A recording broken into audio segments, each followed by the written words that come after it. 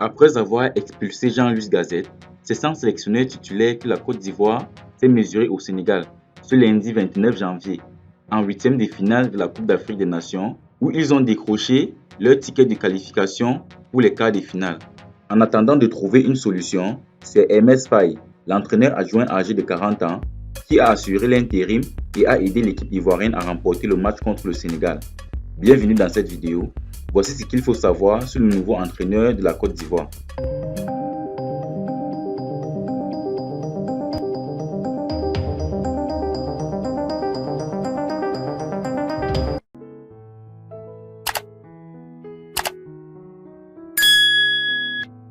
C'est avec un esprit de motivation et d'enthousiasme que le nouveau entraîneur, Hermès Faye, a fait son entrée à la tête de la sélection ivoirienne, ce qui a permis aux éléphants de la Côte d'Ivoire de faire une belle prestation et de battre l'équipe sénégalaise durant leur rencontre. Hermès Faye n'a pas avalé ses mots.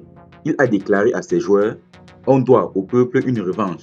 On doit au peuple un pardon et des excuses », a-t-il déclaré. À peine confirmé comme sélectionneur intérimaire de la Côte d'Ivoire, après le renvoi de Jean-Louis Gazet, il fait déjà ses preuves.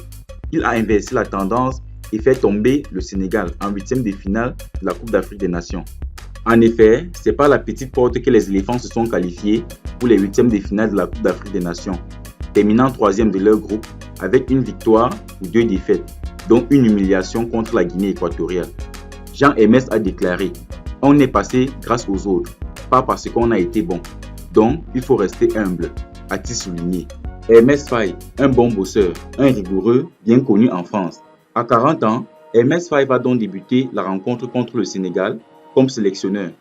Intérimaire certes, qu'importe le titre officiel, ce sera bien à lui de faire les choix qui s'imposent pour espérer passer un tour de plus et faire honneur à un public qui attend plus de son équipe. Ancien joueur professionnel, Hermès Faye est un nom qui parle en France, en particulier en Loire-Atlantique. Né et formé à Nantes, il a évolué pendant 4 saisons sous les couleurs de Canaris.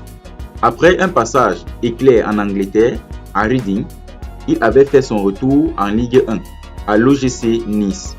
Mais victime de phlébites à répétition, il avait été obligé de raccrocher les crampons en 2012.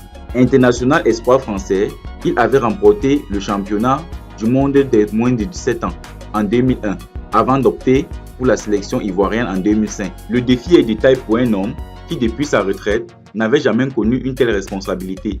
Avant d'être adjoint de Jean-Louis Gazet, il avait entraîné les moins de 19 ans à l'OGC Nice et à la réserve de Clément. C'est un bosseur, il est rigoureux. Il peut amener son groupe, souligne Malik Karoui, journaliste ivoirien pour la nouvelle chaîne ivoirienne. Bosseur, c'est le moins que l'on puisse dire. Rapidement titulaire d'un diplôme d'état supérieur mention football, après la fin de sa carrière, il a décroché en 2020 son brevet d'entraîneur formateur de football. Son arrivée comme sélectionneur présente un double avantage. Il connaît la sélection et il connaît la CAN. Hermès Faye avait déjà atteint la finale de la compétition de la Coupe d'Afrique des Nations avec la Côte d'Ivoire. C'était en 2006, aux côtés d'un certain Didier Drogba.